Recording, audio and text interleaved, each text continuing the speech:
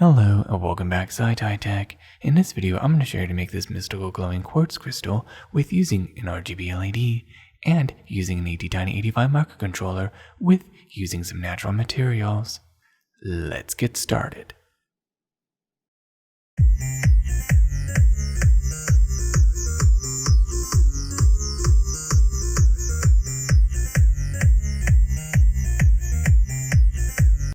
And these are the items you're going to need to make for this project. The items you're going to need: 2 round pieces of cardboard, a cardboard cylinder, glue stick, white quartz crystal, and some regular stones that are going to go around the white quartz crystal.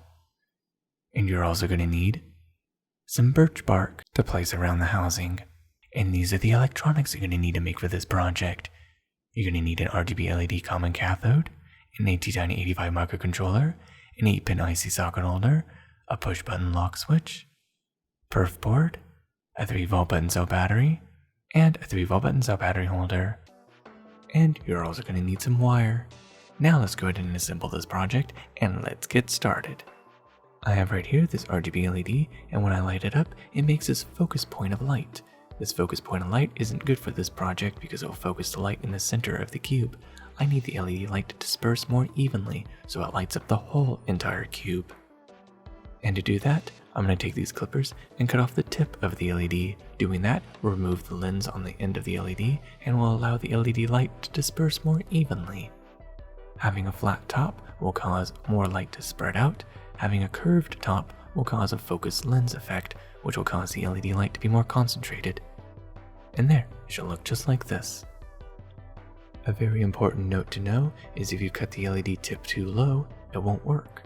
So you need to cut the tip a little bit closer to the top. Cut it again. Cut off the sides so it's a little bit more flat and smooth. And now let's test it out again. And as you can see, it now works. Perfect. Now looking at the LED light's now more dispersed compared to a non-cut LED. And you can see the LED light's more focused. First, I'm going to take the 8-pin IC socket holder and place it onto the Perfboard, just like this. Clamp it down. Solder in the first pin.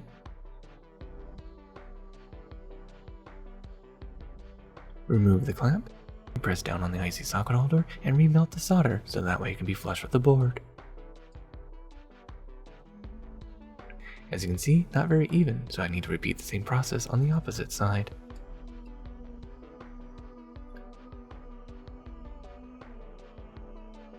There we go, the IC socket holder is now flush with the board. Perfect. Now solder in the rest of the pins.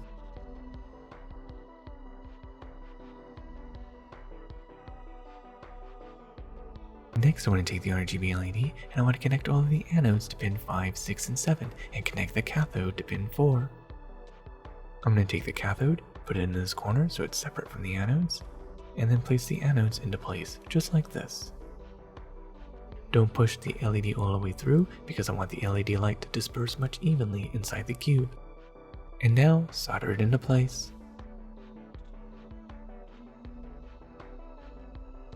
Next, I'm going to take the first anode and place it onto pin 5.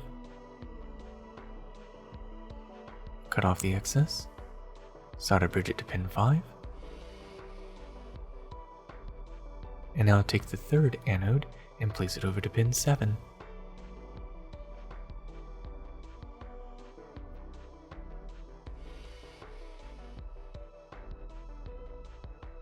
Cut off the excess.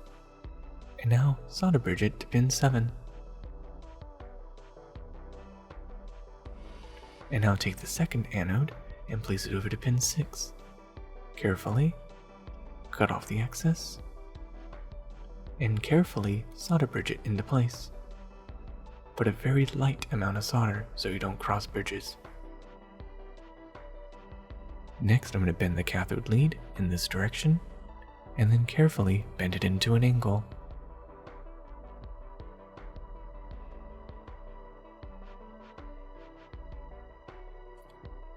Solder tin it, and now take a bridge wire and solder it to the tip, and then solder the bridge wire to the pin 4. And now solder the bridge wire to the tip. And now bend over the bridge wire to pin 4. And then solder it to pin 4. Take 2 jumper wires and the 3-volt button cell battery. Take 1 jumper wire, connect it to pin 4, which will be negative, and connect it to the negative of the 3-volt button cell battery.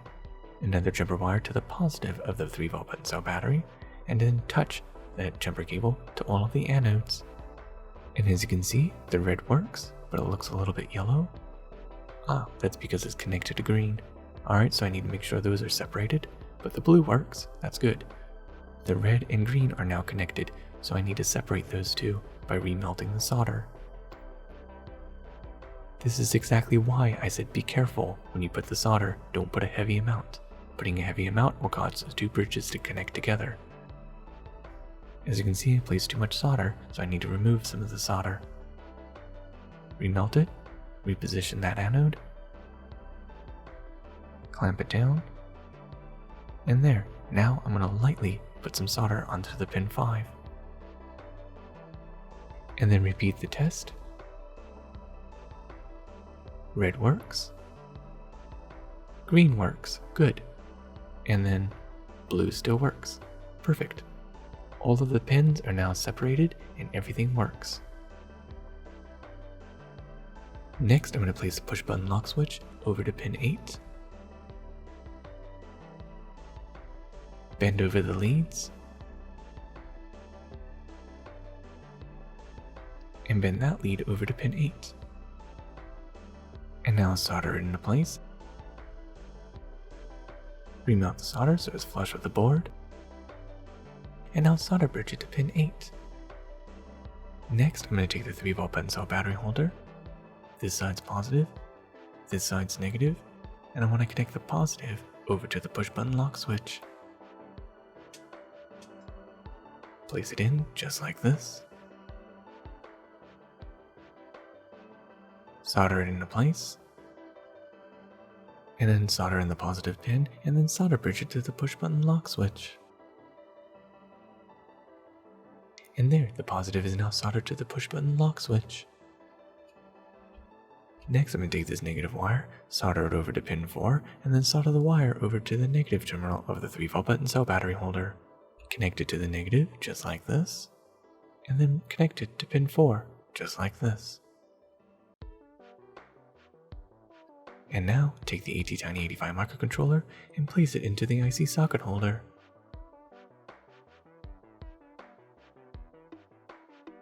And now connect the 3-volt button cell battery. And there, the circuit is now complete. Now, let's go test it out. And there, it works. And down in the description below, I have the code to the Attiny85 microcontroller, so then that way you can make the RGB LED glow like this. Next, I'm going to take a pin and make a mark on this piece of birch bark, measuring the width of this cardboard cylinder.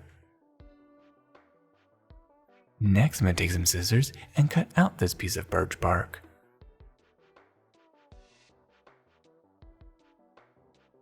Next, I'm going to take some hot glue and place it on the end of this birch bark. And then take the cardboard cylinder and place it into the hot glue.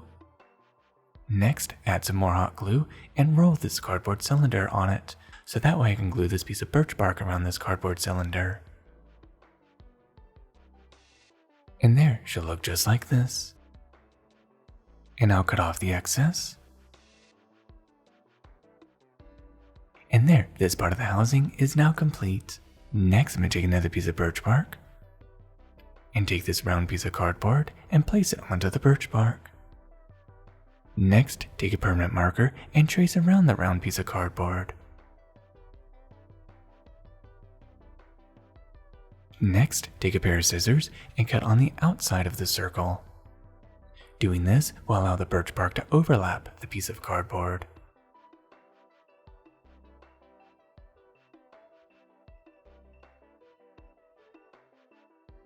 Place it onto the piece of cardboard, and as you can see, it overlaps.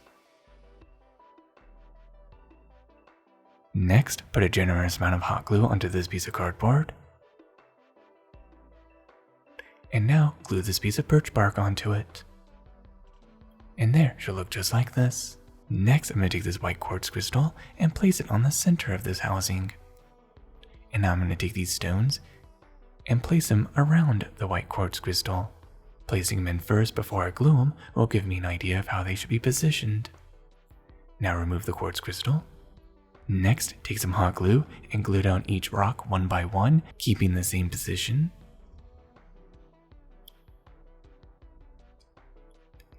And there, that part is now complete. Next, take the white quartz crystal and see if it still fits. And as you can see, it still fits. Perfect. Next, I'm going to find the center of the quartz crystal in relation to the center of the housing, basically by just using eye judgment. And this right here is the center of the housing. Next, take a screwdriver and make a hole. And now take a bigger screwdriver and make a bigger hole. And now the pin to widen the hole even more. Cut off the excess cardboard. Go on the opposite end with the pin to make the hole bigger. And there, as you can see, the glue stick fits. Next, put the quartz crystal back in place. And I'll take a permanent marker and place it inside the hole. Doing this will make a mark onto the quartz crystal. This mark will let me know where I can make a hole into the quartz crystal. Take a Dremel with a diamond bit and sound out the hole. And there, now I have a hole inside the quartz crystal. Next, I'm going to take the round piece of cardboard and place it on the bottom of the housing. Before I do that, I'm going to take some hot glue, put it on the perimeter of this piece of cardboard, place the housing over it, and I'll add some more hot glue inside. Putting some hot glue around the perimeter will glue it into place. Next, I'm going to take the glue stick and I'm going to make a hole inside the glue stick so that way I can place the LED inside. Next, I'm going to take a lighter and heat up the screwdriver. Doing this will make it easier to make a hole in the glue stick. And as you can see, the LED fits inside perfectly. Next, place the circuit inside the housing and then take the top part of this housing and place it over the glue stick. Push it into place. Make a mark so that way I know where to cut the glue stick. And there, cut off the excess.